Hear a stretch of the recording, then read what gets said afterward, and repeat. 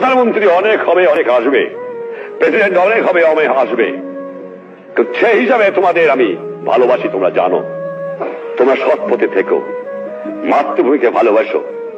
মনে রেখো, তোমাদের মধ্যে যেন পাকিস্তানের মেন্টালিটি না আসে। তোমরা পাকিস্তানের সৈনিক নও, তোমরা বাংলাদেশের সৈনিক।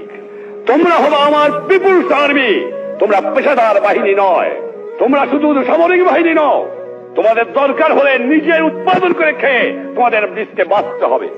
এটা হবে আমার জনগণের বাহিনী, এটা হবে পিপুলস আর্মি, এটা পাকিস্তানের পেশাদারি আর্মি হবে না। এইদিকে তোমাদের খেয়াল রাখা দরকার।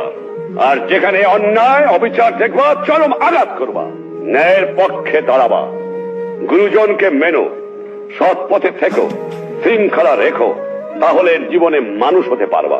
একথা তোমাদের ভুললে চলবে না।